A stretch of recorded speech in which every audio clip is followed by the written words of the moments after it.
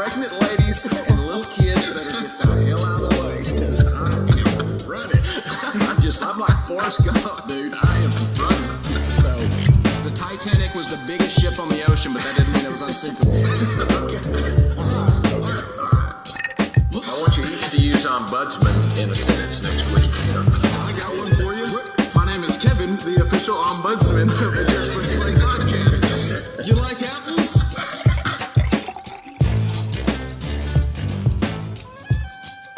Welcome into another edition of the Just Press Play podcast. What's up, Pops? El, we got the gang together. Not much. Happy to be here. We want to be taking a page out of the old Chris Berman book. We want to be the last to wish you, all the mothers out there, a happy Mother's Day. We hope it was a great weekend. All, as we said last week, all the nurses and teachers that week. I know when it comes to nurses, we still appreciate teachers, you, even though and the moms. Jeez, that's a trio. I mean, we're here. We're the front runners when it comes to loving our teachers, nurses, and moms. We appreciate the hell out of you. And true that. Also, if for whatever reason you may have forgotten to, either didn't get mom something, didn't call mom, maybe you didn't get her anything good enough, or wife, whatever it is, girlfriend, we'd like to take a second to introduce you to some of our newest friends over at SeatGeek. Maybe you want to take them to a game or a play or a comedy, anything you want to do. SeatGeek will take the confusion out of that ticket buying experience. And trust me, if you forgot to get mom something for Mother's Day or wife something for Mother's Day, you need to take her out. Like the least amount of confusion, and you need to get this figured out now. And SeatGeek will, instead of shopping for dozens of sites to try to find the best deal, SeatGeek will do the work for you. Their app scans the entire internet for all the best deals to your favorite games, concerts, shows, and rates them on a scale of 0 to 10. They'll help you get the best bang for your buck. They'll have a green dot for the good deals, a yellow dot for the deals, and then the red dot for the ones you want to stay away from. So it's really, I mean, it's simple. Even us here at the JPP pod figured it out. So that tells you it's simple. There's that. And if you're a listener of us, just use the promo code ACAA at checkout to receive $20 off your first purchase. So there you can get mom, a drink. You as soon as you walk in, you go get her a drink. So whatever you want to do, and just head over to SeatGeek.com if you want to go anywhere, get a ticket to anything, and put the promo code ACAA for $20 off your first purchase. Life's an event. We have the tickets over at SeatGeek. All right. Speaking of events, it was a heck of a weekend. I mean, we had Game 7s galore. Friday kicked it off with a great hell of a Rockets game. Yeah.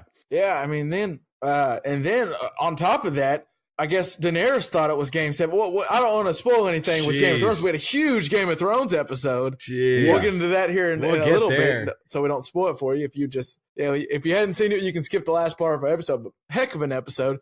But let's just dive into it. Dad, as you mentioned, well, I don't know. I assumed we would start with the Rockets Warriors, but we also had some awesome Game 7s on Sunday. So I think maybe we need to go ahead and start off with Kawhi. That shot, that shot was amazing, Dad. I don't really know what to say. It was the first Game 7 game winner at the buzzer ever in NBA history. I didn't realize that. What was your thoughts as you saw that thing? You probably had to watch it. I had to watch it afterward because I was watching Game of Thrones. But what was your thoughts? I was too. I had taped it, but I was watching it pretty close afterwards, and I didn't know what was going to happen.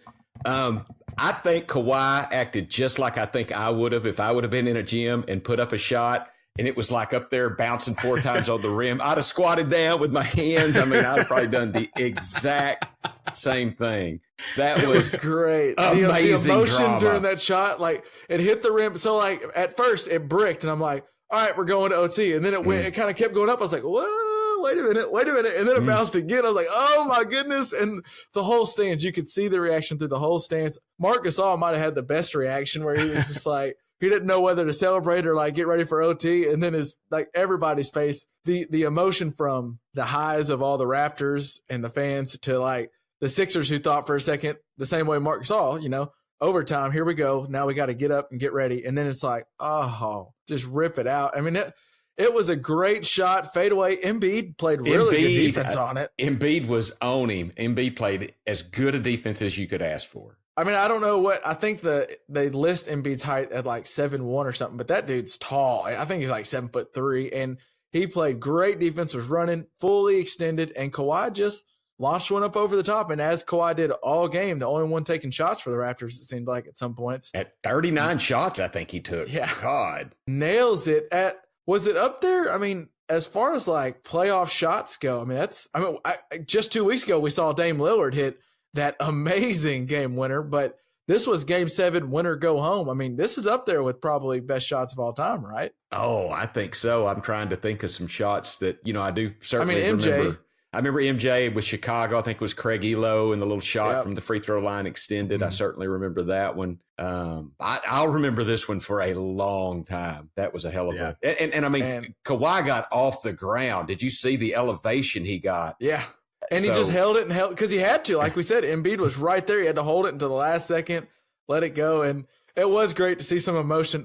For a guy who never shows emotion, really, Kawhi was just yelling and screaming. I mean, it was awesome. It was just a great moment. Yeah. It was fun to watch.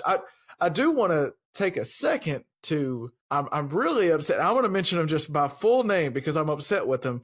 A friend, Jared Owens. So I texted some people, or I Snapchatted some people at the top of the game, and I was just texting some friends in Snapchat, and I was like, it's really going to – NBA's making it tough for me putting a game 7 when Game of Thrones is on. And then like most of my friends were like, it's Game of Thrones Sunday. You know what it is. And, and as at 8:00 hit, and I was like, yeah, I'm watching Game of Thrones. So I paused the game, and I made a point to text or Snapchat a picture to the friends that I know that watch basketball who may or may not would spoil it. And I was like, game 7 paused. It's Game of Thrones time. And then like 30 minutes into the game, and I even put my phone away thinking, all right, it's gone. I didn't think about my iWatch. I had my Apple Watch on, and it vibrates, and I look at it, and Jared Owens has the audacity to text me, did Kawhi Leonard just beat the Sixers at the buzzer? And I just like put my watch down. Like, as soon as I could, I put it down because I was like, I don't know. The way he asked it, I was like, what is that? I don't know. And then when it was 90-90 with 4 seconds, I was like, wow, okay, I know what's happening here. Yeah. I know what's going to happen. Well, so I watch, though. Oh, of course, and it was amazing. That touches on something, though. You guys talked about spoilers without me a little bit, and I think that's kind of where I've landed in life is like, you really just, all you have is the choice of which things are going to get spoiled for you because there's too many things, and what are you going to not text your friends and say, I can't believe this just happened? So, you made your choice and you got to sleep in that bed. That's my thoughts now. Hey, I'll tell you this, Kevin. I can relate to the exact same thing. Friday night, I went to the movies. I took Tammy to the movie because she's been somewhat of a basketball widow lately, and she's got a few weeks still to go, unfortunately. So she wanted to go see a movie. Long shot. It's okay. We can talk about that later if you want. It's just okay. I mean, Seth Rogen's already done this movie. He did it in Knocked Up. It's the same movie as Knocked Up. It's just Charlize Theron. Okay, same movie. Hey, same actor. Though. Anyway, so I get home and you texted me, Kevin, and I was kind of like, I'm not going to look at any text because I want to watch the full game. And I was totally into it. And you texted me and I think you said, are you watching this? Is all I saw. Right. And, that's all I was going to send because I knew you might be. I left it alone, but I didn't answer back and I didn't look anymore in case there was something under it. I just thought it's on me if I let myself get spoiled. And but I thought that was a fair question. Are you watching this? Period. Yeah. See, I thought I was just looking out for you because if nothing else, I'm just telling you it's worth staying watching the whole thing. Like don't skip ahead. And by asking that, I was giving you the option too, where just don't reply. If you're behind, just don't reply. Yeah, that's what you did. That's what I did. So I text Jared afterward. He's actually behind on Game of Thrones. He just now got to season 8. And I was like, so here's what happens in Game of Thrones.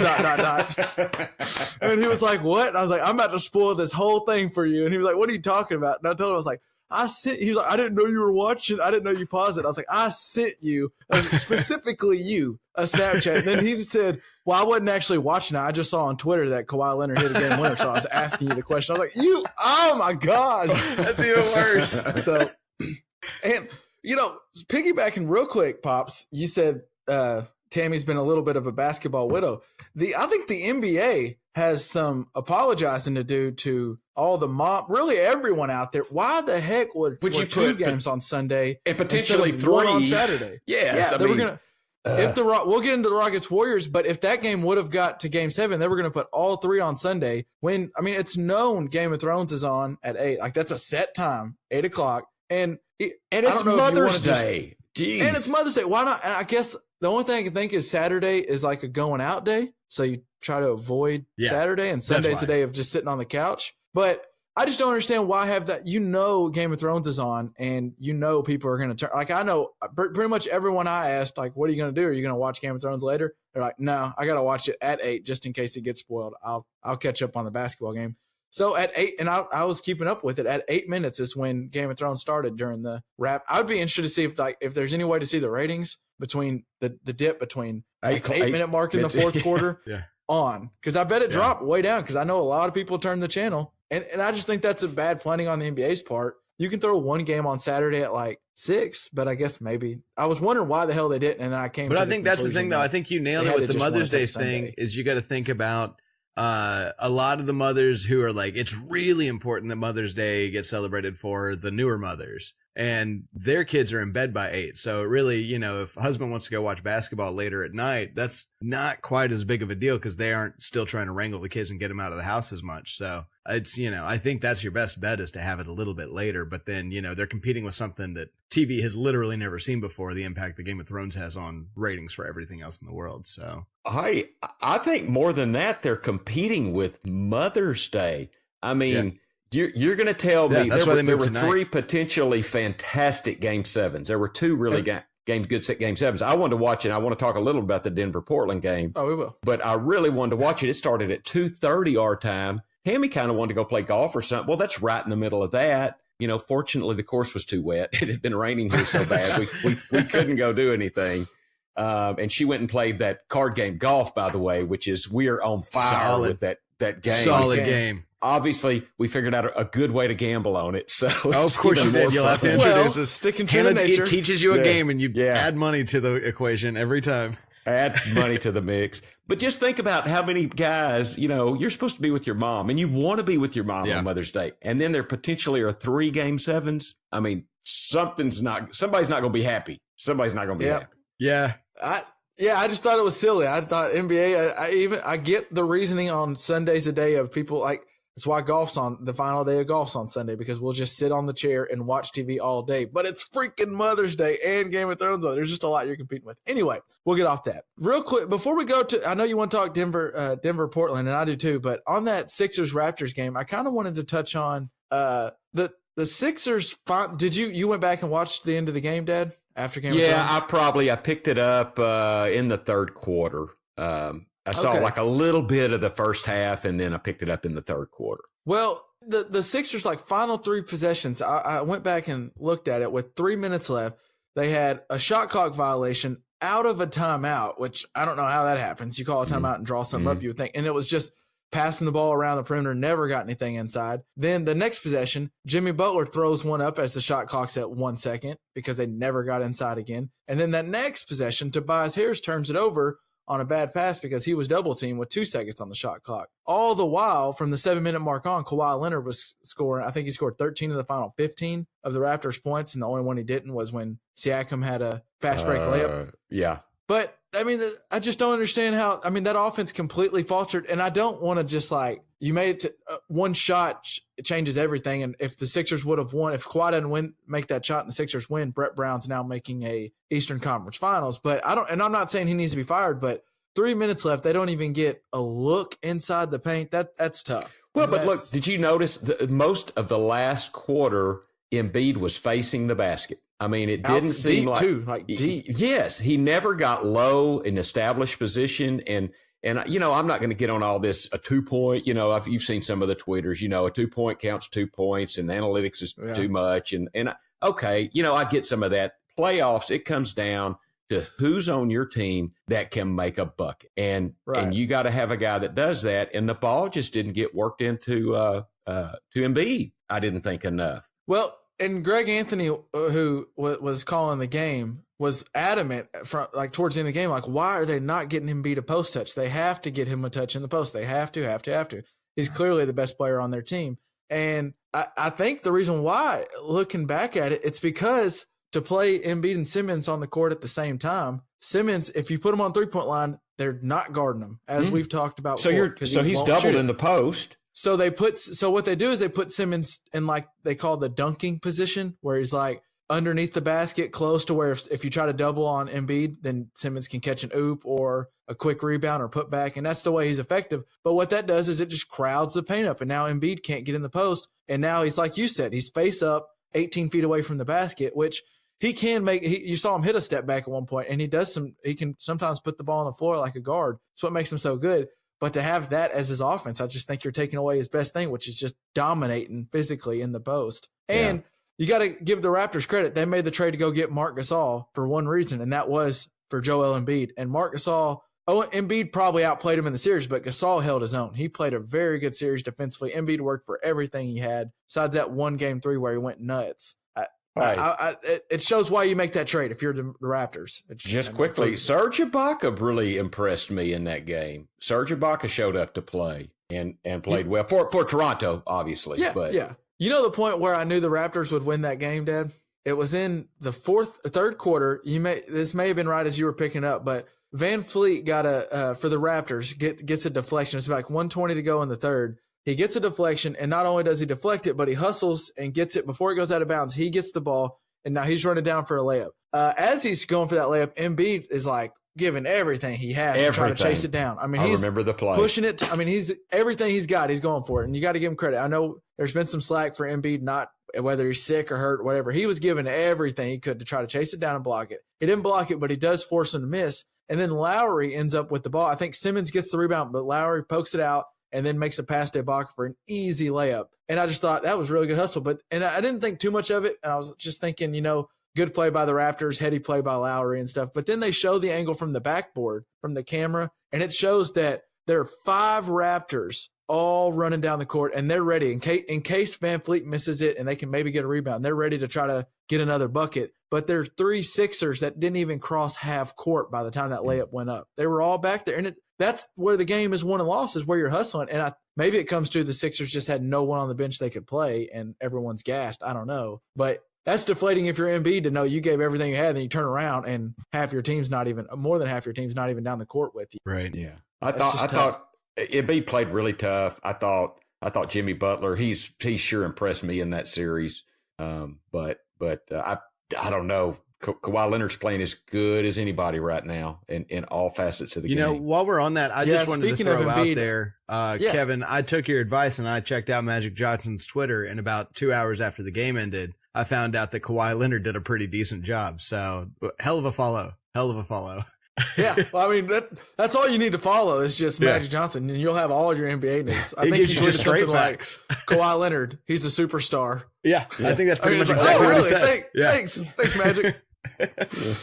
Dad, speaking of Embiid, we talked about he had those games where he didn't play great, and there was that one game 6 where even though he only scored, I think, like 17 in the game, he had a plus minus of plus 40. I think sometimes plus minus can be skewed. And what plus minus is for anyone who doesn't know, it's just what the score was while they're out on the court. Okay. Yeah. So, like, while Embiid was on the court, the Sixers outscored the Raptors by 40 in game 6. That's an astronomical number. That's but insane. Then I looked at what the whole series for Embiid plus minus, because I was like, plus 40 sounds crazy, but let's check out what it was for the whole series. Because, in that game, the interesting thing was he was plus 40, but the Sixers only won by 11 in game 6. So that means when the 13 minutes that Embiid was sitting in game 6, the Sixers were minus 29. Jeez. So he had a pretty big impact. But I looked at the series in total. In the 237 minutes that Embiid was on the court, the 76ers were plus 90. And the 99 minutes without Embiid, they were minus 111. Wow. So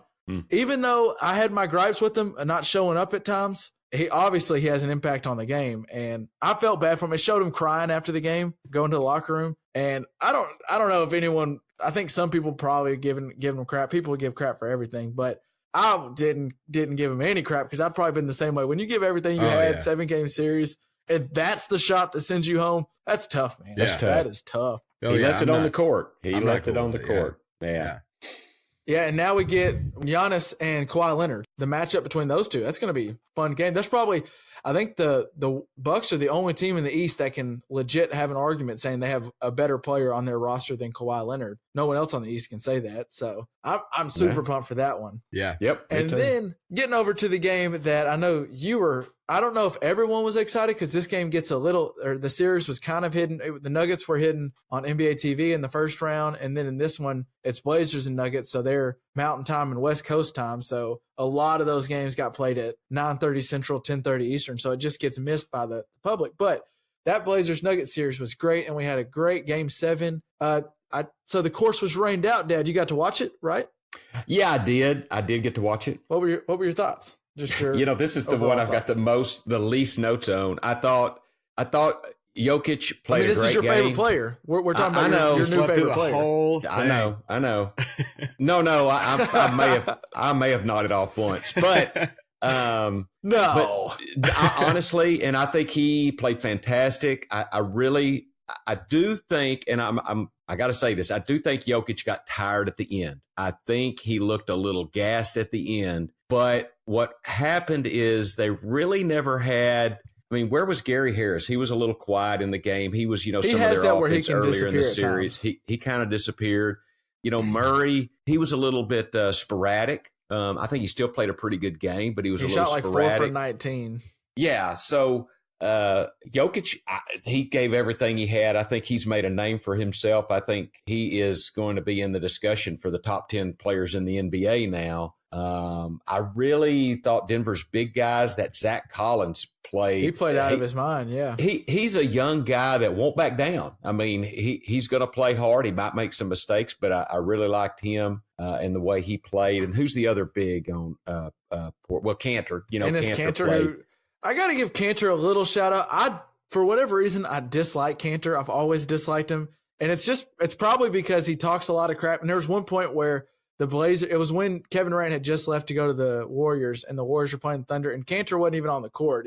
They didn't give him any minutes, and he was chirping and talking crap the whole time. I was like, just shut up. If you're not actually on the court playing, you don't need to be doing all your chirping. And that's just kind of his thing. He does a lot of chirping, and he's funny, but I don't want to beat it too much because everyone's been talking about it, and I know they were talking about it during the game, but it's during Ramadan for him, so he's fasting during the day, and that would be tough. He's playing like 30-plus minutes a game against Jokic, who, as we're saying, is maybe Embiid's the best center, maybe Jokic, but one of the best big men in the game, and he's making them work. That's got to be tough to play while fasting. I can only imagine. It has to One be. of the greats. I know they mentioned it either once or 100 times. I can't remember, but they mentioned that closer to 100. That he's been talking to Akeem Olajuwon on how to do that. I didn't realize Akeem Olajuwon played while on Ramadan, and I don't know, for any of you guys that don't remember, Dad will gladly tell you, Akeem Olajuwon was pretty good. So I thought that was pretty neat. But I wanted to give Cantor a little credit. One guy, I know I've said this before, he's the one guy drafted in front of maybe the best player the NBA's ever seen that you go, okay, I can see that. I'm telling you, Akeem was drafted ahead of Jordan, and people still can tell you, okay, I could see that happen. Okay. But to your point, I agree. Jokic played great at the end of the game with 29 and 13. He didn't quite do the impact he did on the assist. He only had 2 assists, but he did look tired, and I think I'm looking at the box score now. He played 42 minutes, the most out of any Nugget. And as we've talked about, it's not like he's a guard that runs around like crazy. I mean, 42 minutes is a lot for your big man, and it wasn't like 42 minutes where he was off the ball. He was getting touches every single. Yeah, I mean, he was playing hard. Well, and CJ McCollum played the game of his life. So yeah, that's the point of the game, and that's kind of what the thing is at halftime. Dame Lillard had 7 points on 1 from 10 from the field, 0 for 4 from 3, and the Blazers were only down 9. That's where I think the Nuggets lose the game. You got to. And we'll talk about it in the next game. But when Steph Curry's not hitting or when Dame's not hitting, you got to get your lead up. I mean, there's just no way. And the reason I guess they couldn't is CJ McCollum.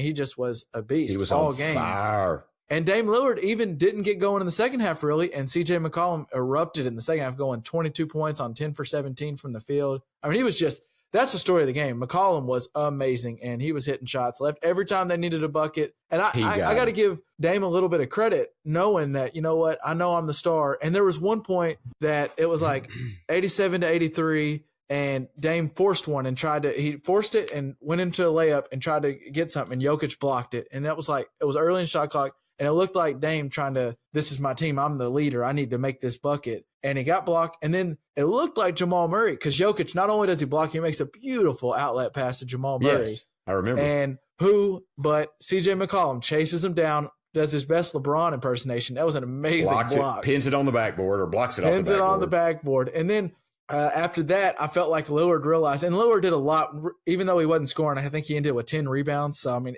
and 4 steals or something. He realized he could make an impact. The game. Yeah, he made and right there towards the end, he realized, okay, McCollum is on fire. He's just in a zone. I'm not. I'm going to give him the ball. I'll be in the corner and I'm ready to shoot, but I'm going to let McCollum do his thing. And that's where I think the Blazers have shown some real maturation. And that's where they don't care, I don't think, who does the scoring, who wins the game, who's the star. Like, sure, Lillard hit the game winner in the last game or in the last series, but he has no problem with McCollum being the guy, or if it's Enes Kanter being the guy. It doesn't matter. They just want to win. And I think that's where you see a team take the next step, where it doesn't matter how you get there. It just matters that you do it, especially in Game 7. McCollum's game was amazing. It was out of this world. I don't see – I can't figure out how they're going to match up well with the next series winner we'll talk about, the Golden State.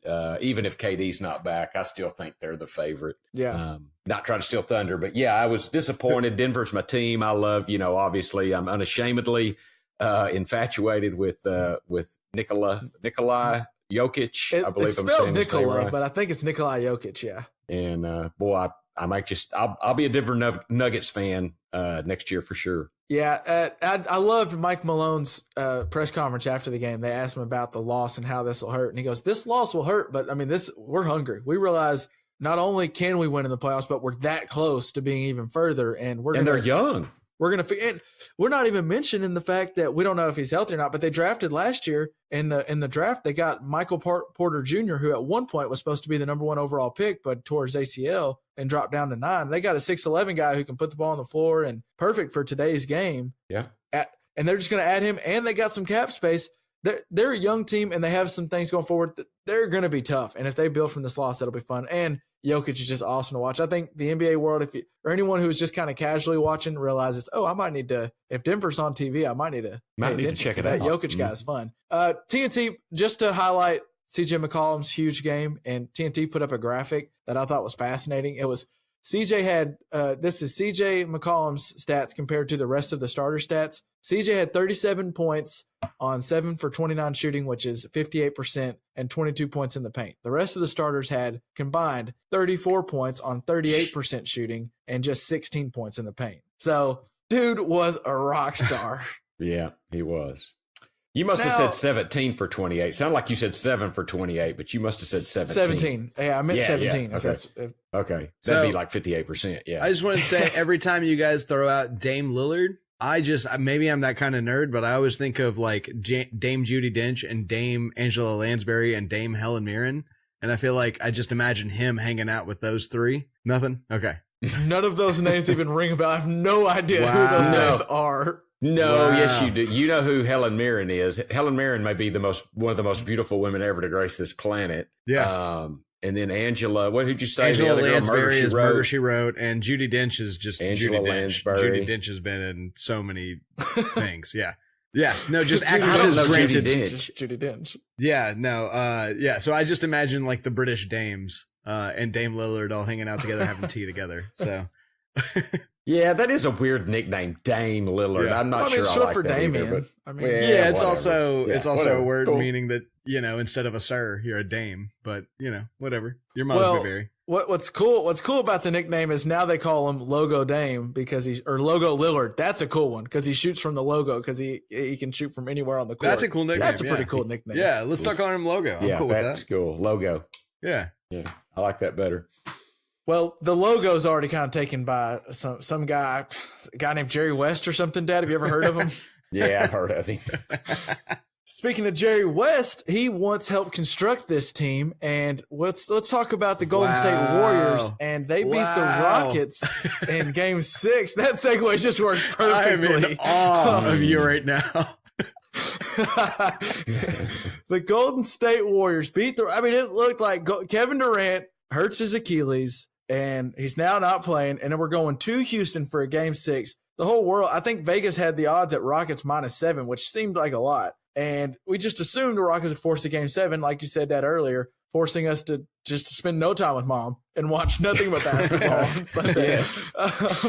But no, shocking the world, Golden State Warriors beats the Rockets. It's weird calling the Warriors an underdog. That just doesn't sound right at all. But they come from behind, beat the Rockets 118-113, and let's just start with Curry's second half. I'm checking my notes here.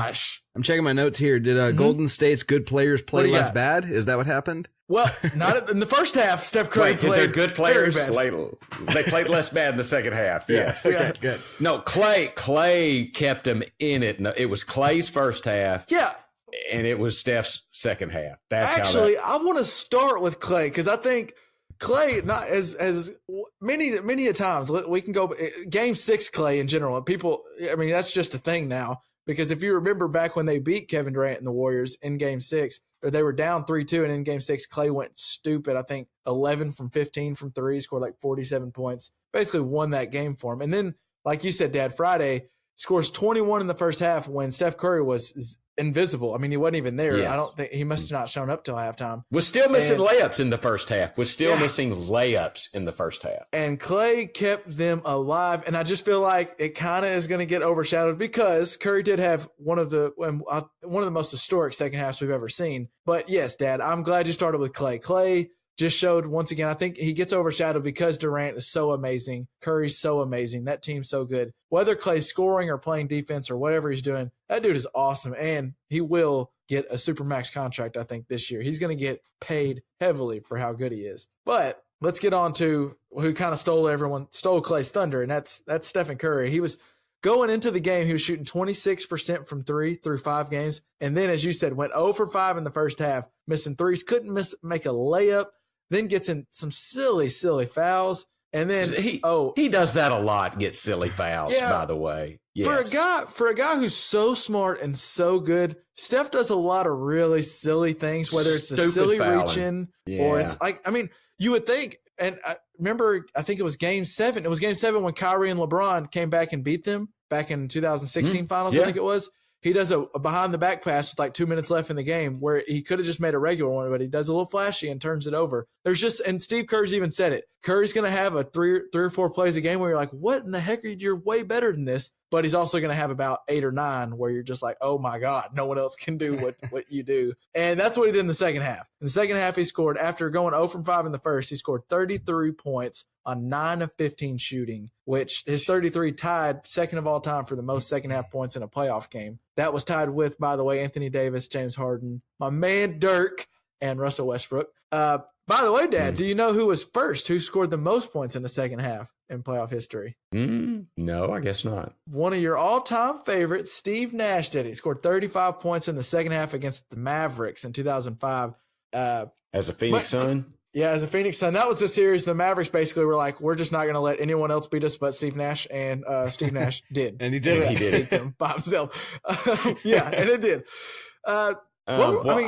How amazing was that second half? Or just what were you thinking when he was just going nuts? I think that the Warriors were like, you know what? We were pretty damn good before KD was on this team. 73 wins? Yes, yeah. Y'all are counting us out. We're going down to – I just think they kind of had it in their mind. We're going to go down there and steal this game. And I tell you, Houston did some stupid things, I felt like. I thought – I mean, James Harden didn't have a disappearing act at all, but he didn't play as great down the stretch as you would have liked him to. Not as well as Steph Curry did. Chris Paul played amazing. I thought he was giving it everything he had, but here's where it really got me. At the end of the game, where there was still maybe a chance, you know who got every inbound pass? Guy named Steph Curry, number 30. You know what his free throw percentage is? Like probably 93% from the line. I don't know, something atrocious. I think it's the best in NBA history. Deny him the ball. Why does Houston not just don't let him throw it into Steph Curry? Especially after he's been blazing all second half. It's not like it's maybe off and on Steph Curry. This is on Steph Curry. This is MVP Steph we're watching. Double team Steph Curry. Make them throw the ball into someone else. And Houston did not do that. I just thought that really disappointed me in D'Antoni. You're a better team than that. They weren't out of it. It was a close game, but Curry just iced it at the free throw line. And to lament on Houston making silly plays with like 48 seconds left, they have an inbound play after Golden State. I think Steph maybe either hits a free throw or a three or whatever he does. They make a bucket, and the Rockets are inbounding, and they throw a steal. They turn it over. Klay Thompson gets a steal with 46 seconds left. Now, the Warriors don't end up scoring off that possession, but they do waste another 23 seconds off the clock. I mean, just silly plays. And I think part of that, I think D'Antoni's a good coach, and it's interesting what they've tried to do to win like this. But there's a reason. I saw ESPN tweeted out something that the Rockets are under D'Antoni. They're 0-5 in winner-go-home games. I mean, it seems like they have a problem down to the wire, and a team that doesn't. And I guess it's like they say, a heart of a champion, and the Warriors just played like champions in that game. And I do think you have a point. I don't think they dislike Kevin Durant. And obviously, after the game, all they talked about is they wanted to win one for their guy. But I think they had a little thing, and I'm like, if nothing else, like Iggy, Klay, Steph, and Draymond Green were kind of like, hey, we're still damn good. Let's go win. Let's go show them that we didn't have to have Kevin Durant. It helps to have Kevin Durant, but we can do it. Right. And they did, and it was a good game. Hey, quick thing. Houston is it Eric Gordon? Eric Gordon impressed me. That guy.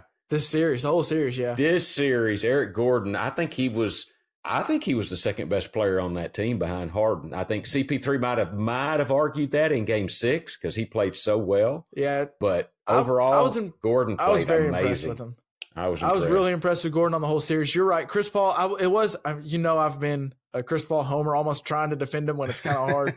But Chris Paul you could tell in this Game 6, he didn't want to go home, and he had 27 points, 11 rebounds, 6 assists. He was just doing whatever he could. He was. And I give him some credit. I just don't know where Houston goes from here. I think Chris Paul gets paid something astronomical next year, like $36 million. Chris Paul may not fall off a cliff, but he ain't getting any younger. He's not getting better, I don't think. Here's what I think they do, Kevin. I think they got one more shot. If KD goes somewhere else, and I think he is, I really do. If it's the old Warriors that were pretty good, but they've got 4 or 5 years on them now. Yeah, I think Houston might have a crack at them in a 7-game series without Kevin Durant. Now because of the age, age catching up with them. So I think maybe the Rockets hold it together for one more year. To that argument, I mean, let's just look at the team though. I mean, who do you take, Steph or Harden? If you could have either one. Steph. Who do you take, Klay or Chris Paul? Klay. Draymond Green or Clint Capella? I mean, Draymond. Yeah. Iguodala or Eric Gordon? Maybe Eric Gordon. So maybe one of the team's both teams' top 4 guys. You're saying maybe one. Now, yeah, and it's close. That's what's crazy about this Warriors team. That's why, like you said with the Blazers, it's basically the Blazers Nuggets were whoever's going to be the sacrificial lamb for this next series, because these Warriors are just so good. I mean, even if they lose arguably the best player in the NBA, they're still probably their top 3 players are better than any other team in the West. Anybody else? Yeah, I agree. But they're going to be a year older. I don't know. And we'll see. Going to the finals, what, this will be the 6th straight year or 5th straight year? That will start wearing on you. That has to. It's a lot of miles. At some point. A lot of miles. I'm excited for that just because the guards, I think the 2 backcourts in general, you get CJ McCollum and Damian Lillard against Steph and Klay Thompson. That's going to be fun. I think the series will be good. I think you're right. It'll probably be a 4-1, 4-2. Warriors just too good. And, by the way, I think they believe that Kevin Durant will make it back somewhere around mid-series, maybe Game 3. And they're saying there's reports out that DeMarcus Cousins is on path to return sometime in this series. So they could add 2 All-Stars to the team we watched in Game 6. So wow. There's that. Yeah. Wow. That'll do it for our NBA talk, I believe. By the way, if you're looking to do some gambling on the NBA, we're only, amazingly, I don't know how, we're only halfway through the NBA playoffs. We still have both conference finals and the finals. And if you're wanting to do a little gambling, you can head over to MyBookie. They are the official bookie of the Just Press Play podcast, and between their live in-game betting, endless props, and fantasy sports, well, yeah, sure, obviously, they have something for everyone. And with the best player perks and sportsbook in the business, they've been good to us, and we know they'll be good to you. And right now, they're hooking all our listeners up. You can visit MyBookie.ag and use the promo code JPP when creating your account and get 50% bonus. So if you're laying down $100, you get an extra $50 in play. So that's MyBookie, Bookie as in BOOKIE.AG, promo code JP if you're wanting to lay down some cash. I talked to Hannah. She said I could put 6 down, just so you guys know. Six. As an update. Six. Well, you can turn that into 9, baby. Now I don't know for sure, and I don't want to fudge this, but I do think there's you have to deposit a certain amount, and I believe it's more than 6 to start the account. Damn it. I got to talk to my financial advisor again then. All right, we're going back to the drawing board. Now we are taking a slight turn over to another sport, and we don't do a lot of MLB talk, but there was some news that caught my eye the other day, and it was a Tigers fan who caught the home run ball that ended up being Albert Pujols' 2000th career RBI, which it sounds like a lot. That's a lot. That's a historic ball. Yeah, it's a big number. The fan decided he wasn't going to, because normally the ball, it's a milestone thing, so it either goes to Canton or it goes to that player, whatever it is. And the fan decided he wasn't giving the ball back. And so I want to dig a little further because I was like, man, that's interesting. And so what was told is despite generous offers from both the Tigers and the Angels, Eli Hides, who caught the ball, decided he was going to keep it. That was after hearing that the MLB told him that they would not authenticate the ball once he left the park. To me, that seems ridiculous. Yeah. And then Hides told local radio that he quote, tried to do the right thing and wanted time to process what had happened, but he didn't like how he was treated like an opportunist.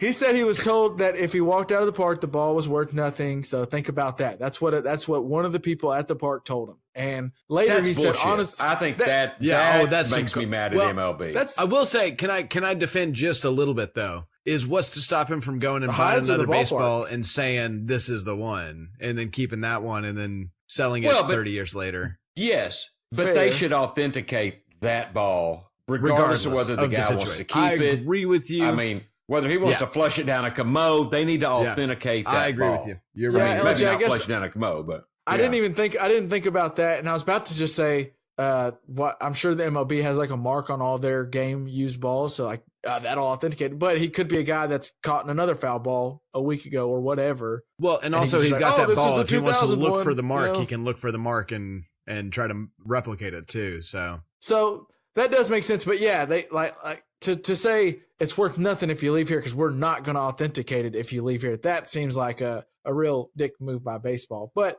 more from Hides. Later, he said, quote, honestly, if they were just cool about it, I would have just given them the ball. I didn't want money off of it.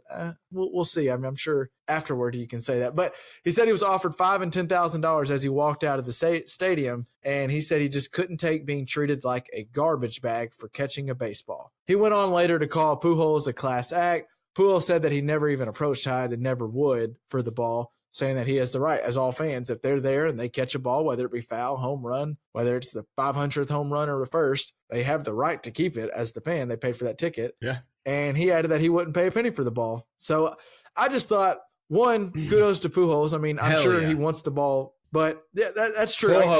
Pujols was the class act out of all this. Yes. Because from what I saw. Because I mean, we talked about this before, like the fans in the NBA that kind of were chirping back at players. Just because you buy a ticket doesn't mean you have the right to say whatever you want. But buying a ticket to a baseball game, if a ball comes your way, that's part of going. That's part of like the fun of going to a baseball game is you take your glove and you want to catch a ball.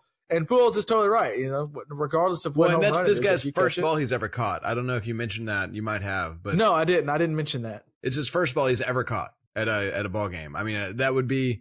I don't care if it was, some 2-bit AA ball player's first major league hit or something. I want to keep that ball. Like, that's cool. Your first ball. And I think we need to mention that there have been either 3 or 5 people in the history of MLB that have had 2,000 RBIs. Yeah, that's an important fact. Yeah. It's a big deal. Depending on how you look at the records. Yeah. Babe Ruth is one that is either in or out, depending on when you start keeping the record. So I'm telling you, 2,000 RBIs Who's the other? Huge. Do you know who the others are? There was Barry Bonds, probably. I was about to say that Barry Bondos, man, but I don't remember, and we should look that up. But I'm telling you, there's been 5 of them on it. And they started keeping records in 1920. I can filibuster for a while you're looking this up. They started keeping records in 1930.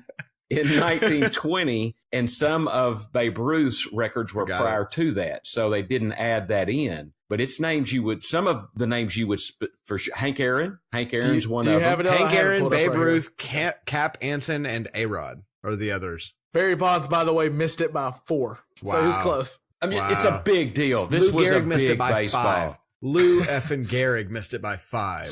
So Barry Bonds, who say what you will about maybe, steroids and all this, Pujols has hit now more RBIs, and Pujols probably, from all I've ever seen, did it clean. Like A-Rod's hit over 2,000, and we do believe that he's at least been busted for something. Pujols seems to be done it clear, so this is a big deal. This ball is important to. It's a big deal. Or to the Major League Baseball Hall of Fame and Pujols, but like we said, the fan has the right to catch it, and I thought Pujols was so cool, and I think the fan even said something like, I just want to. It'd be cool if I could just sit down and have some beer with Albert Pujols and talk about it. Yeah.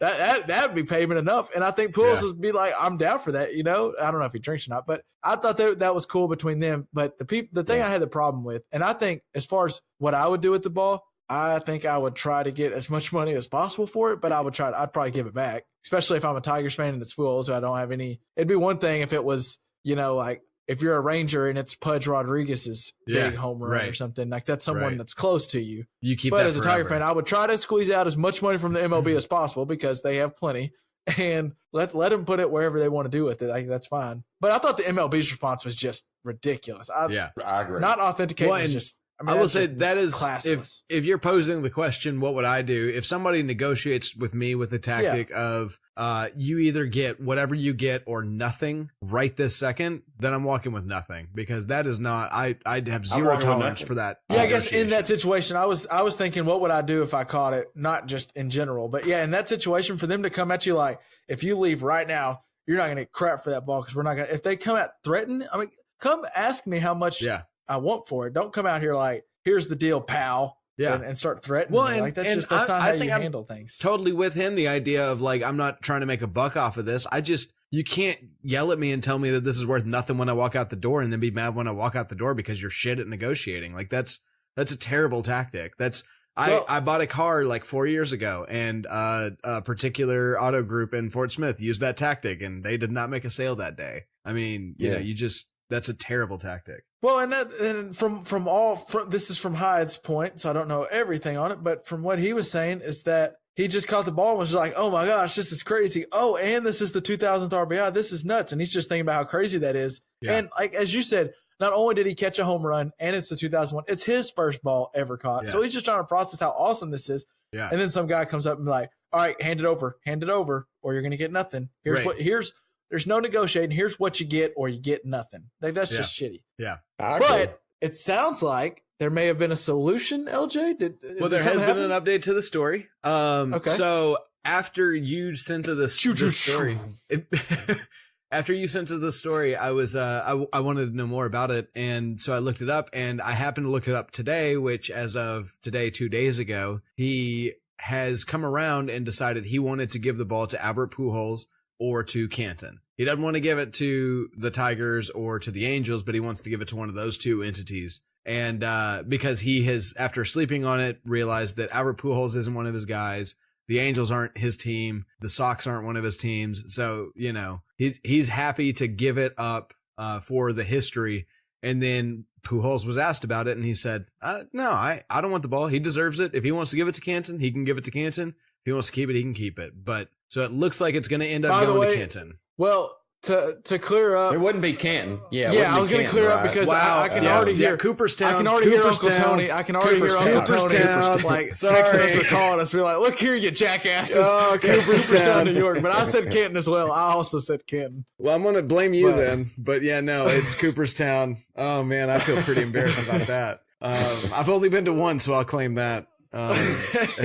But damn. But yeah, so he's going to give it to Cooperstown, probably. I mean, it hadn't been set into ink yet, but he said he would either give it to Pujols or to Cooperstown, and Pujols said, I don't want it. Cheers. You've earned it. So. Well, that's what I don't know this guy. I don't know the whole story and all that, or I know only his side of the story, but it just seemed like the dude seemed fine. He just happened to catch a home run and didn't like how he was treated. So I like that there's a resolution and all that, but I hope he gets something out. I mean, if nothing else, he's got some radio time. It's cool. Well, I mean, and he's got some pride. I hope mean, he if gets he's to meet doing what he Pujols. believes is the right thing. Yeah, and hopefully he gets to meet Pujols. That'd be pretty cool. I will also say he looks like LJ circa 2007. So He does. Yes, he does. Also, MLB, I'm going to put it on you. Why don't you try to make up for that? Give him, you don't have to give him season tickets, but maybe give him some tickets to Tigers game or give him like a playoff game or something. Who cares Treat about the the guy- Tigers or a anyway? trip That's to got to be a Cooperstown. cheap ticket. Give him a trip to Cooperstown and Canton for that matter. Give him a trip to Canton too while we're at it. I can tell you, Canton's a good trip, my God. Yeah, I that's can tell what you it is. that. I bet Cooperstown's pretty legit though too. I think that might be another Probably JPP so. trip we make at some point. But Yeah.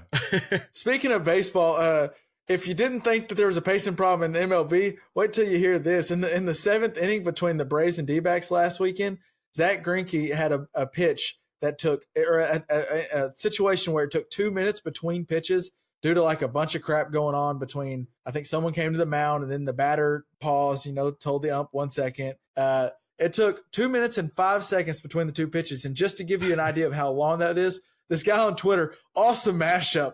He did like where you could see the Kentucky Derby faded with that pitch. And the Kentucky Derby actually finished before Zach Greinke made his next pitch. That is unbelievable. well, and I watched the video too. They didn't start it on his previous pitch. They started it when they wanted to. It was like they still had plenty of time.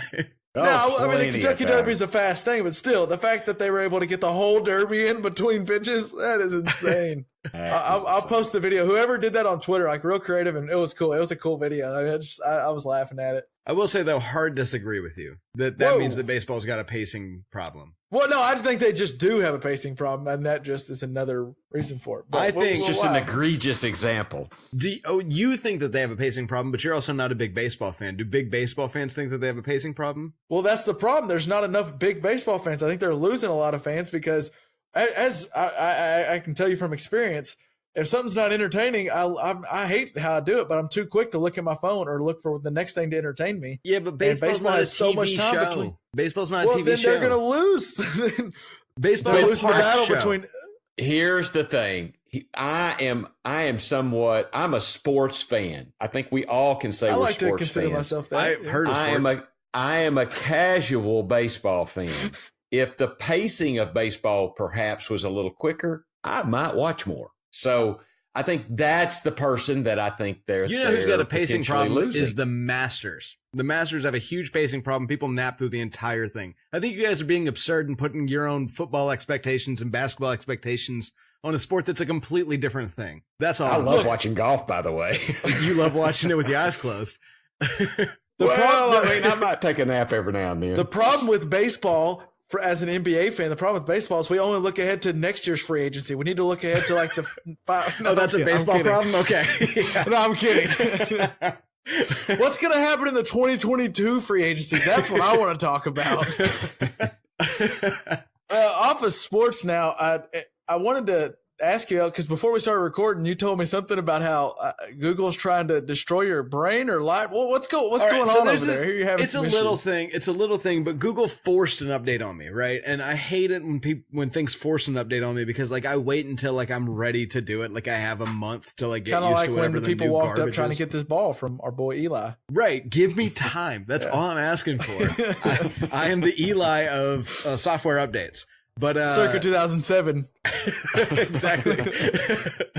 But so they forced an update on me, and now so I don't know how iPhones work. So I know you guys are probably on a different page than me, but the time moved from the right side of the screen to the left side of the screen, which means that now I have to observe all of my notifications to find out what time it is. Because on an Android phone, you move like on an Android phone, you have your like you probably put your like whatever the buttons and stuff, like everything's on a certain part of the screen, right? Or no. Let me be clear. Just in the notification bar at the very top, there used to be time on the right side, along with battery and signal and stuff like that. And then on the left side's where you have like how many emails you haven't read and how many text messages you haven't read and how many voicemails or people asking for money. And now I have to go to the left side of my phone and discover exactly how many emails I haven't read, text messages I haven't read, and voicemails from people asking for money. Just to be clear, what time it is. To be clear, you have to divert your eyes like 1.25 inches. Yes, to look at. No, right. You're right. Is that what you're saying? You're 100% right that my complaint is the most pedantic thing I've probably ever complained about on this podcast, which is saying something really serious. However, it makes me acknowledge all of the garbage that I'm trying to make sure that I don't click off my phone, send off my phone so I don't forget to respond to this email, just to know that it's 5 minutes has passed. Like it's turned what was just knowing what time it is to now knowing what time it is, and also existential dread. That's where I'm at right now. I think I know the fix to this, though. Okay. And stay with me now, because this is a big one. This might be hard to follow. Okay. What if you tried wearing a watch? Ooh, but wait. Have they invented a watch? Have they invented a watch that I could calculate things on, Dad? Do you know if they have a watch with a calculator on it? Because I think that would be necessary for me. Oh, I've got a calculator on my Apple Watch. My eyes, I can't use it. I mean, I've got one on there. Well, see, I have the same issue. It's not my eyes; it's my fat fingers. I can't really use it, but I have one. I'm just saying, I got spoiled. And now, and I think they did it on purpose. I think they moved my time over there so I couldn't ignore the Instagram updates. So then I use Instagram more, and I couldn't ignore the Facebook updates. So I use Facebook more. But what they've done to me is made me look at the emails I don't want to respond to right now, but I know I've got to sometime this week. You know what I mean? So it's not a big deal, but it's like, it annoys me pretty badly, I guess. So we might get an email back from him, Kevin. Yeah, that's what I was saying. Here's the problem. Normally he sees the emails like, all right, I'll get to that on Tuesday. I'll get to that later. Yeah.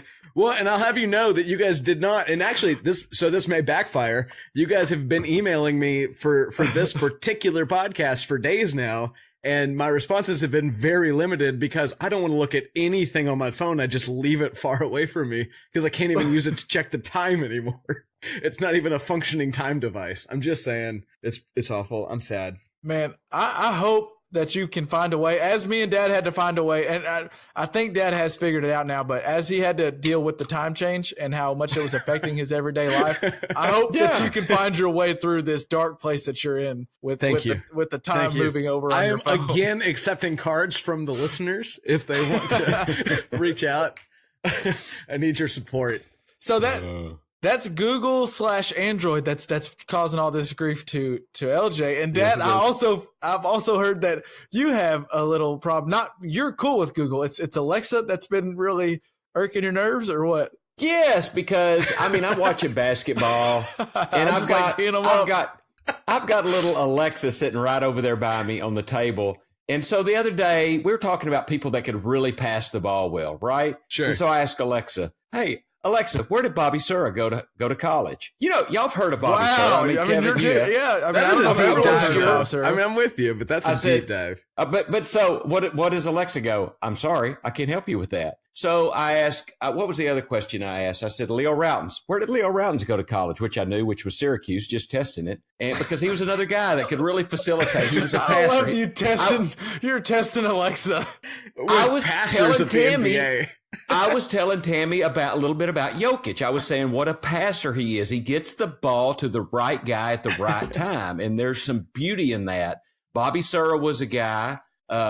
Another guy comes to mind, Sam Cassell. I know y'all remember Sam Cassell. Yeah, that ugly fool. I bet I could have asked Alexa where Sam Cassell went to college, Florida State, I believe, but she wouldn't have known. So I went in the kitchen and I said, "Hey, Google, where did Bobby Sura go to school?" Well, Bobby Sura went to Florida State. I believe it was Florida or Florida State now. I think it was Florida State, actually. But I'm just telling you, Google is much better than Alexa. If you want to order Marcona almonds from Amazon, Alexa's the shit, okay? Show everybody how you're living.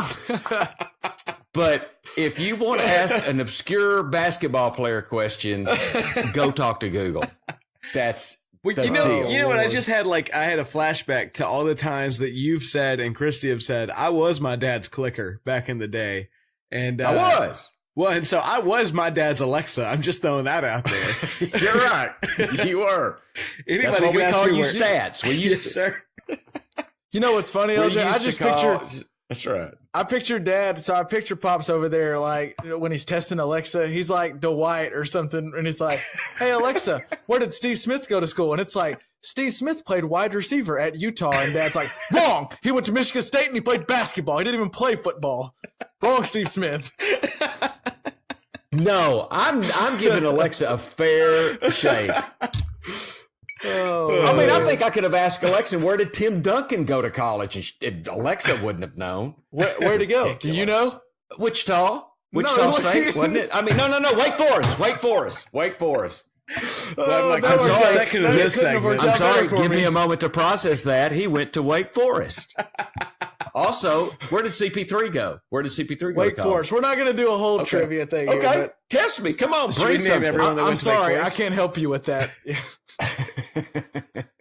Oh, that is fantastic. So, I will say, Dad, you talked about you went to the movies earlier this week, and I just wanted to give a quick shout. I went to the movies as well.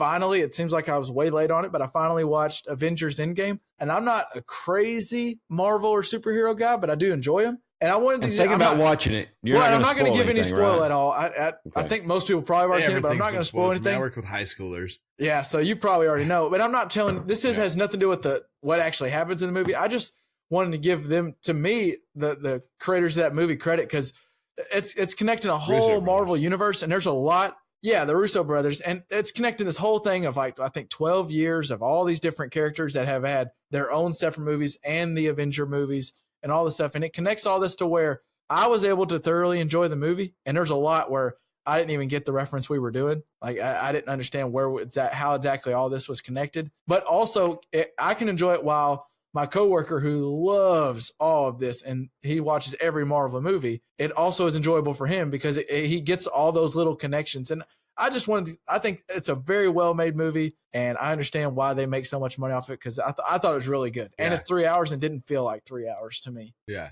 So Even without I just thought it was intermission. really cool. Yeah, even without, I took a very slight intermission because my coworker who watched it told me, he was like, "Here's the slow spot if you need to go to the restroom," and there was like a bathroom right by with the theater I was in. So I did. Also, there was a guy at the movie at the very end. It was all good at the end, and I will give a person a little leeway.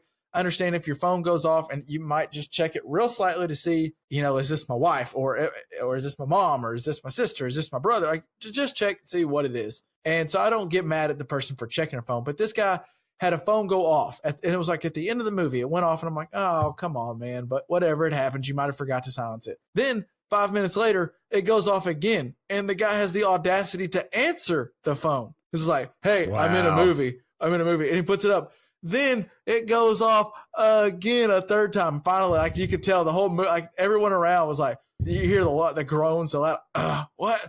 Yeah. Come on. Everyone, like all the little noises are going on. And the guy walks out. So I didn't even, I think me along with the rest of the theater was waiting to like when the lights come on to give him like a real dirty look, just to But he stare left, like we so. know it was you. Because everyone had by the third ring, we had zeroed in where it was coming from over on the bottom right. Yeah. And maybe You that's just want why to I see walked what in. a dick look like. I just want to see what an asshole looks like. And it was there. It was down there. So there was the worst guy of the weekend. It was just, for me personally, it was a hell of I didn't do much. I had some work this weekend, so I wasn't able to like get out and do much, but I stayed home and I went to the Avengers, watched that, and then I watched 2 awesome Game 7s. And then as we wrap up, I watched an amazing, fiery episode, if you will, of Game of Thrones. Wow. Guys, what do you... Wow. There's a lot. There's positive and negative reaction. I'm going to actually throw it over to LJ first. Game of Thrones, season 8, episode 5 ends. What were your thoughts? It's the last time I enjoyed a Game of Thrones episode that much might have been the Battle of the Bastards. Like that was such a good episode. I have complaints. Don't worry. I do. If anyone wants to hear me whinge, they can call me. But I don't think this is the place for them. I think this was a You're whinging. My mouth is moving and I'm complaining. I'm whinging. But I did really enjoy this episode, and I felt like one of the best things there are 2 really great things about this episode, in that one, we finally got to see what George R. R. Martin's whole stance of like this whole series, I think, hinges on, is how war is awful. And then 2, we got to see every major character we loved and cared about stand up against the one thing that they have to deal with in their life, the one demon that they've dealt with the entire series, and they had to make a choice one way or another, and we see the results of that. And I just thought that was fantastic. I feel like I wish that we would have had 10 more episodes leading up to this instead of 4, but this episode was really good. It was missing a few things in the fact that, you know, we rushed to get here, but it was a great episode in my opinion. Yeah, I'm with you on that. We'll whinge later, don't worry. But the episode was really good. I enjoyed it. Pops, do you echo? It looks by the nodding that you're echoing those sentiments. Oh yeah, I was on the edge of my seat the whole time. I mean, but I can't get over, and I'm going to go ahead and say this. I can't get over. I mean, Danny. What? I lost it. Where does this? The Mad Queen has showed up. She's the Mad Queen. I mean, vocally responded. She was like, "What are you doing?" They rang the bells. You rang the bells. They dropped their swords, and she still went and killed all those innocent people. I mean, she's the Mad Queen. It looks like. Is it possible she was doing a lot of flying up in the clouds, like real high? Maybe her ears were popping. She didn't hear. Yeah, she didn't hear the bells. She was confused. No, so I mean, that's she was sitting on the damn wall. She was sitting on the wall when she heard the bell. But I mean, she was so smart. I mean, she took out all the scorpion swords. I mean, she was a bad. But I think the agility of a dragon should have been able to take out the scorpion swords. I think that's every weapon in the city. But that was kind of believable to me because they're not agile. I mean, a dragon is agile, mobile, hostile. Yeah, it can do some things. But when she heard the bells, I mean, she heard the damn bells, and she kept on killing. So I think here's my thought on that. Though I think that it was poorly directed and poorly edited. I think it's hard to say acted because who knows how many takes she gave. However, I think the thought behind it was, I mean, have you ever been in a situation where everything should be fine? Like you should feel good, but it still feels just the same shit you've been going through for some reason, one way or another. Nothing feels better. And I think for her, that is that moment where it's like she has won the war, but now she has to deal with the fact that her nephew that she's been sleeping with has a better claim to the throne.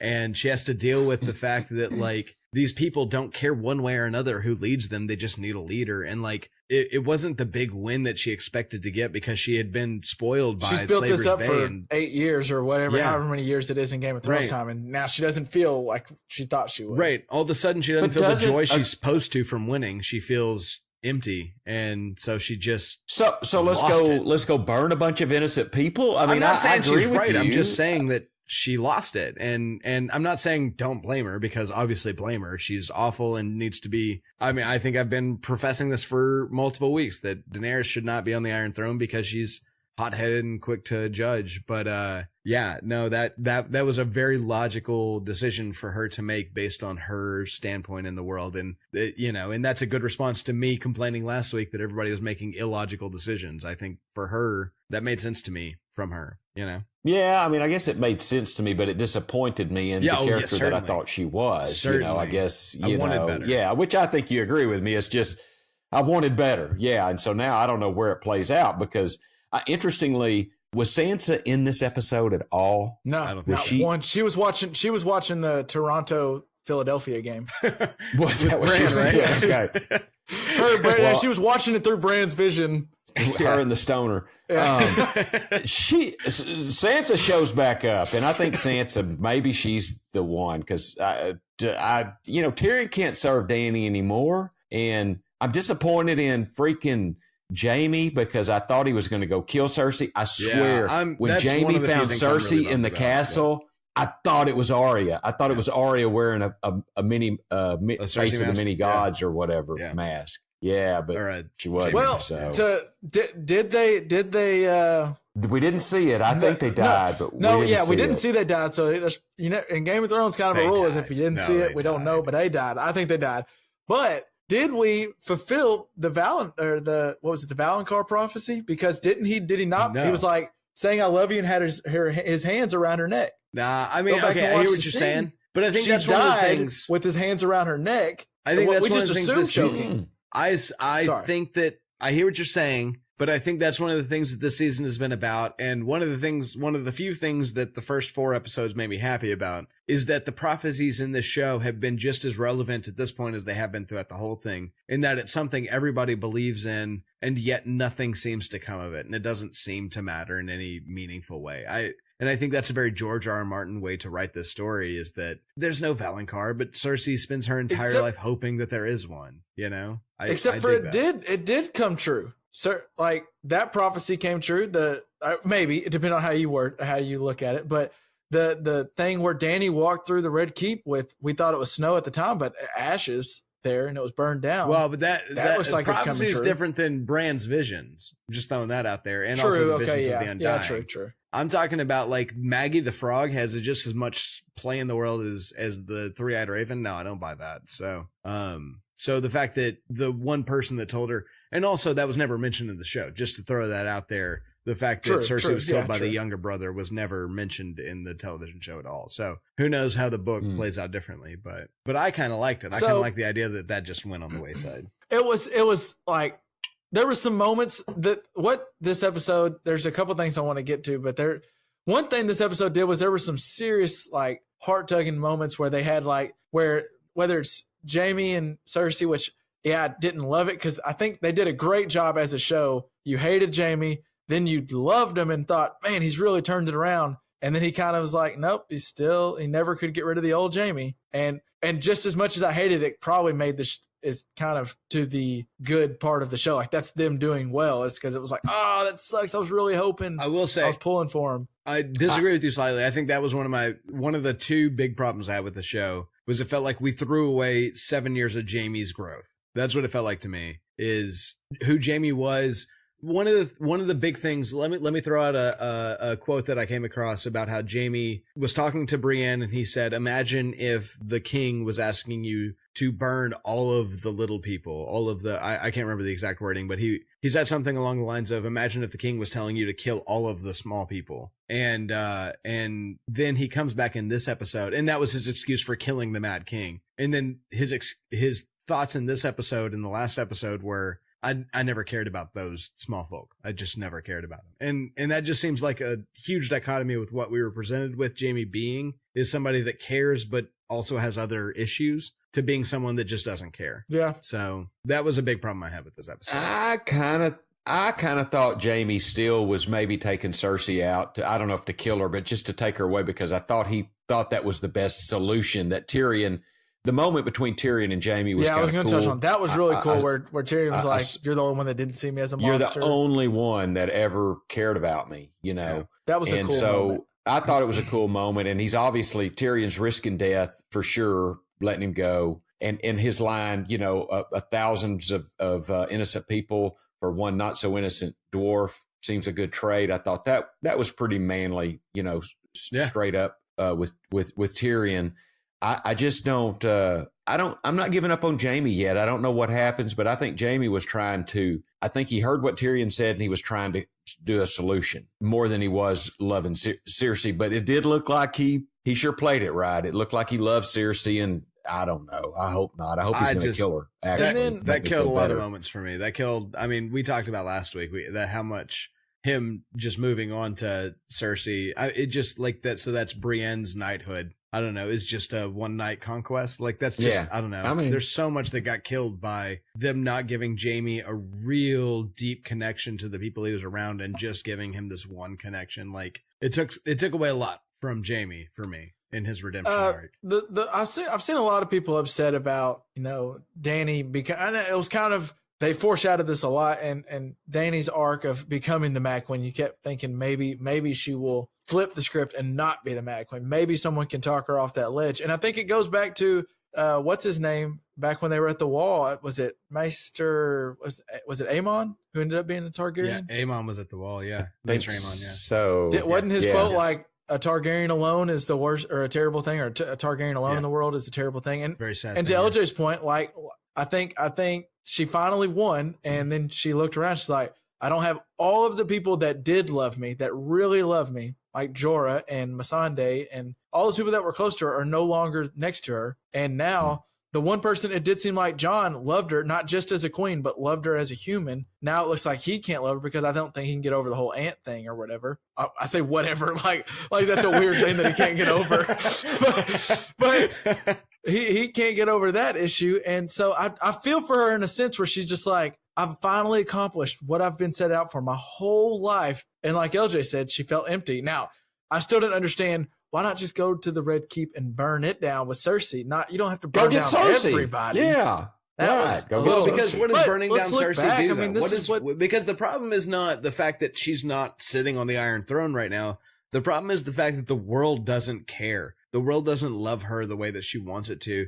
She's been told her entire life that the world's supposed to be a certain way, and it just isn't. And so now her joy can't ever be felt. She just will never feel the joy that she has been told that she deserves. And so she's just like, fuck the whole thing. The whole world. I don't care about any of it. It's worth killing at this point. And then Grey Worm being a baller. Welcome to being a grown-up, Danny. I mean, be a grown-up. 100%. Nobody promised you anything. That's why you don't give a grown-up a dragon or anybody a dragon. Yeah, well, and that's and exactly like if you had told me that I was god of the world when I turned 14, like I don't think I would have ended up very well either. I think like that's kind of what makes this good storytelling is that by the time that her brother wore the golden crown and she started to believe that she was something special, that then the world doesn't answer to her being special. Like, I think that's a pretty normal entitlement to feel. And then also like a little bit like as we as an audience can sit there and say, but also you suck. I hate you. Like that's a terrible way to be. Like, I think that's good storytelling. Yeah, and I thought the show did a fantastic way of building Dany throughout.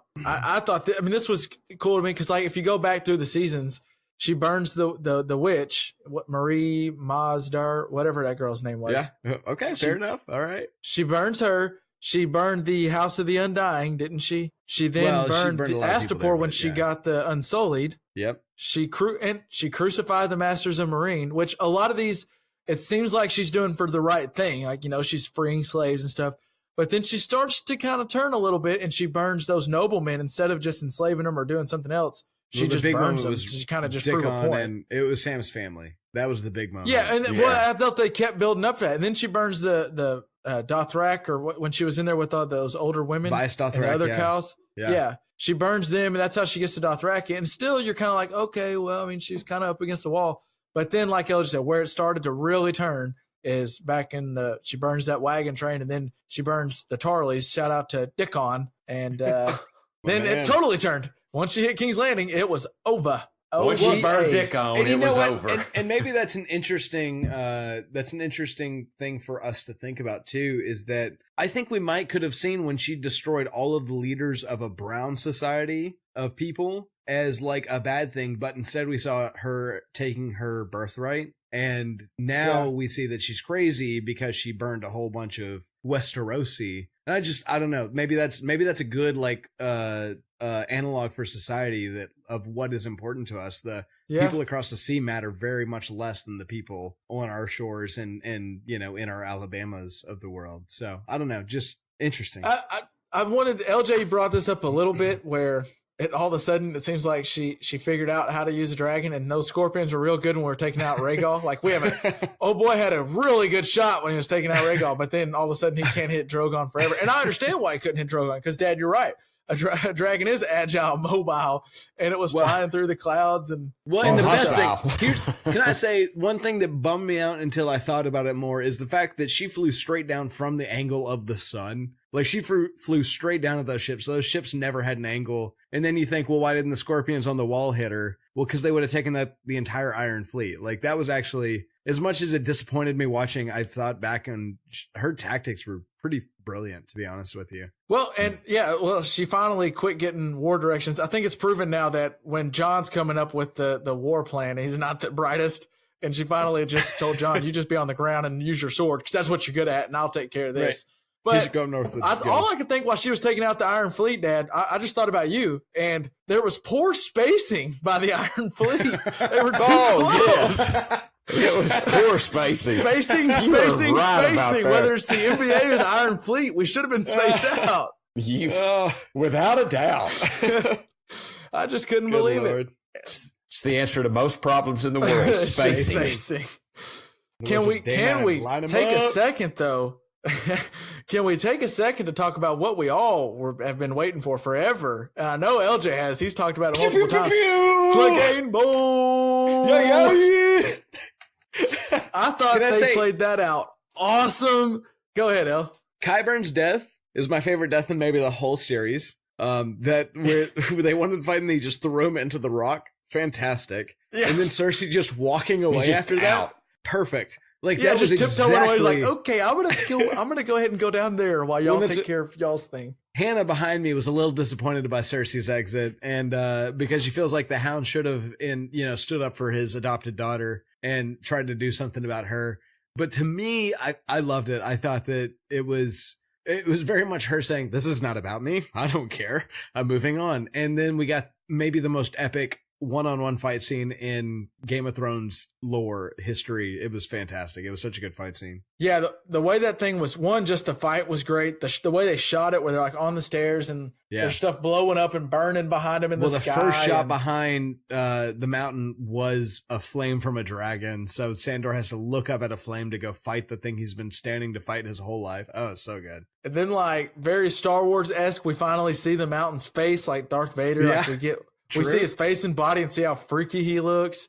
And then I thought the scene then, like, where it looks like he's about to get the Oberyn treatment and get his skull crushed in.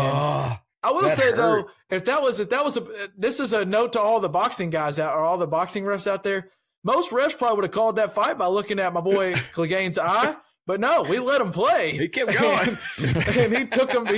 And the way it ended with him taking him off into the fire. I mean, that was the only fitting way. That was so fitting for him to throw his brother into the fire to kill him. Yeah. And I mean, and then the moment between it sucked, but I'm into the Hound and Arya. The way between where he kind of like finally you saw Arya realize, oh, I am still like. It seems like she's almost been inhuman the way she's so cold and just wanting to kill. And finally, you saw her like kind of go, oh, I am still a good human, and I don't have to just kill. Oh, and when she called him Sandor, because I don't think I've ever heard anybody call him Sandor. Yeah, I agree. Yeah, when she called him Sandor, I was kind of like sitting in my chair. I was like, so whoa. Yeah, that was cool. I did see the show was shot awesome.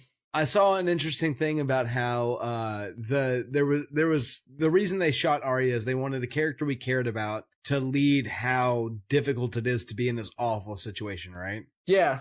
And so I saw this really interesting thing, and I think like what would have made a better story, and I agree with this poster on the internet, I can't remember where, maybe I will link it somewhere if I can find it, but somebody said that it should have been Davos that was leading the people, because he's from Flea Bottom. And so if he was the person that was leading people and trying to save the common people from this fate, which we knew he would have done, then, and also like Arya, I at this point don't think she would die from anything. Like I think the showrunners have decided she lives to the very end. I mean, I think clearly at this point, but Davos, I would have been a lot more worried about dying halfway through. And so I think the impact of what he was dealing with would have been so much greater. And so if Davos was the person we were focusing on for, the last, or those 20 minutes that we spent watching Arya try to save this short-haired woman and her daughter, I think that would have been something else. Well, Benioff and Weiss talked about that at the end, and they said it's one thing to see all these people dying, and you're like, oh man, that's crazy, but we're not that close to them at all. It's just extras. And I think they made it sound like they chose Arya because we've got so connected to Arya throughout the show to see someone we really love. By the way, someone needs to tell them about CTE, because my girl, between her and Tyrion, they keep getting back in the game. We have no concussion protocol at all. It's ridiculous. I mean, You're right. You're not wrong. I'm just saying that would have had more impact if Davos would have been in Arya's position for those bits of the episode. I think that would have meant a lot to me as a viewer. All in all, my thoughts on the episode, it was really awesome, really cool. I will say, anyone that doesn't, if you have HBO Go and you can watch like the little extras thing, the game revealed, not like them talking about it, but where they show like how they shot stuff and like how they built that city up. They built it before the actors got there, all burnt down like already. They had to build the destructed city underneath the full city, so like once they started burning it down and doing all the special effects, they could blow it up and it would fall down the right way. And just the way between the people who created things and the graphic designers and the editor, the CGI, it's so fantastic. And you understand oh, that's why this thing costs so much money, because they are like, everything's perfect besides the Starbucks cup. And it was a great season. I liked that episode, at least. That episode was awesome to me. Can I throw it? I agree. I think my 2 favorite things about the episode. Can I throw those out there? Please. Yeah.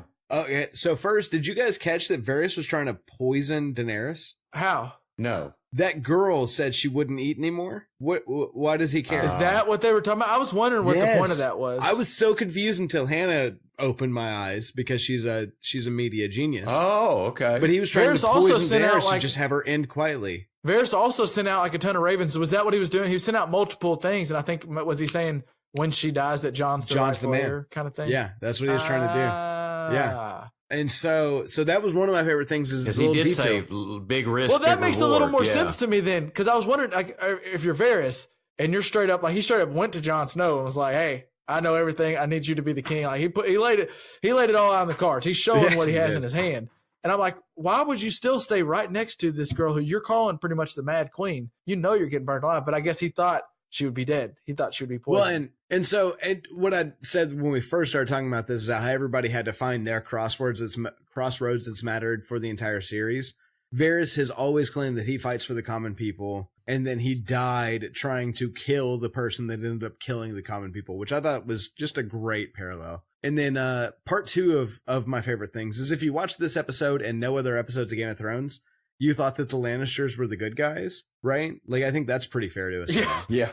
They seem like the innocent, poor, good guys. Yeah. And also, while I'm on it, I just want to say shout out to Lena Headey for getting $500,000 an episode for standing in a window for the last 6 episodes. It's a great job. You're like the backup quarterback for the, not the Buccaneers, but any other team in the NFL. It's fantastic. Good work.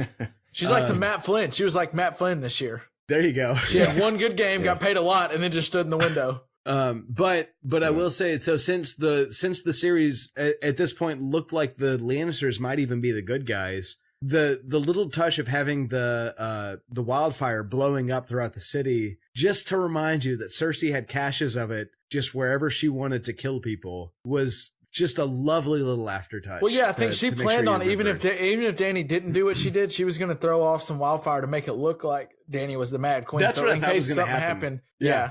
I think that what was I her plan. anticipated was, as soon as the bell started ringing, she has somebody light the wildfire so people think it was Dragonfire the whole time, and then she becomes the hero that saved them from the tyrant or whatever. But I'm also, unhappy but pleased with the way that it actually played out. So Now they got a lot of. We got to wrap it up. This was the penultimate episode. We got one final left. I guess they got to wrap up a bunch of stuff. So I'll be interested to see how they do it. Any thoughts, Dad, before we wrap this up, this pod up? No, on Game of Thrones, no, I think we've covered it all. I've got to go work on my Echo PB250LN blower. I've got to get a new little purge bulb on that. So I'm gonna have to add that section. That's the last thing in my notes. Did Alexa tell you what it was called? Alexa didn't do it. She didn't do shit. Alexa didn't do anything. I had to get on Google Chrome on the computer, and I found the part I wanted. Can't even Post use haste. goddamn Wow, Firefox. then you're probably tired. You did all that. We need to hang this up. I can't believe you're still going with us. That's a lot of work. I'm in That OT. might as well I'm move in your OT time to the right left now. side of your phone with the stuff you're dealing with. Oh, you guys are That's something right. else. All right. Well, that'll do it for another episode of the Just Press Play podcast. We appreciate you sticking around and listening if you're still listening to us. And if you are, go ahead and hit that subscribe button. If you hadn't already, download and listen to all the episodes and leave us a rate and a review and tell us what you like, dislike. And you can hit us up on our website at jpppod.com, or we're on Facebook or Twitter. Just type in Just Press Play, it will pop up. And by the way, if you're going to gamble, head over to MyBookie, put in the promo code JPP. If you're going over to SeatGeek, put in the promo code ACAA and get your tickets, get $20 off your first ticket on the house. All right, that'll do it. Another week in the books. I'll holler at you guys next week. Peace out. Peace. Peace.